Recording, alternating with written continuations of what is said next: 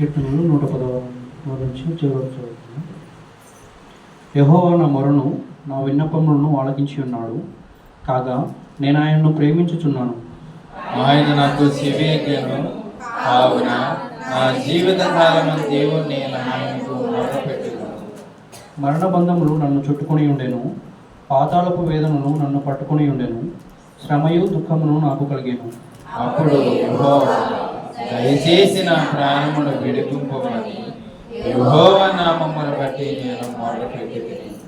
యెహోవా దయాళుడు, నీతిమంతుడు, మన దేవుడు వాత్సల్యత గలవాడు.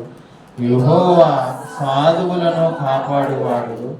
నేను కృంగి ఉండగా ఆయన నన్ను రక్షించెను. నా ప్రాణమా, యెహోవా నీకు క్షేమము విస్తరింపజేసి ఉన్నాడు. తిరిగి నీ విశ్రాంతిలో ప్రవేశింపుము. మరణము నుండి నా ప్రాణమును, కన్నీళ్లు విడవకుండా నా కన్నులను, జారిపడకుండా నా పాదములను నీవు తప్పించి ఉన్నావు. సజీవులున్న దేశములలో యెహోవా సన్నిధిని నేను కాలము గడుపుదును.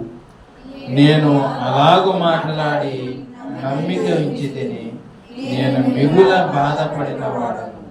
నేను తొందరపడిన వాడనై ఏ మనుష్యుడును నమ్మదగిన వాడు కాడనుకొంటిని. యెహోవా నాకు చేసిన ఉపకారములన్నిటికీ నేను ఆయనకి ఏమి చెల్లింతును? రక్షణ పాత్రను చేత పుచ్చుకొని యెహోవా నామమున ప్రార్థన చేసేదను. యెహోవాకు నా మొక్కుబడులు చెల్లించేదను. ఆయన ప్రజలందరి ఎదుటనే చెల్లించెదను.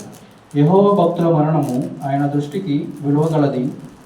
యెహోవా, నేను నిజముగా నీ సేవకుడను, నీ సేవకురాలి కుమారుడనై ఉన్నాను.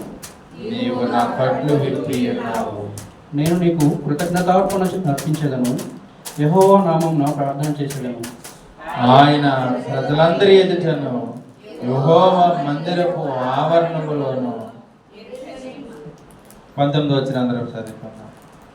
యెరూషలేమా, నీ మధ్యను నేను యెహోవాకు నా మొక్కుబడులు చెల్లించెదను.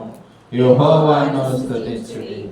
దేవుడు తన పరిశుద్ధ లేఖనాలతో మనల్ని బలపరచును గాక.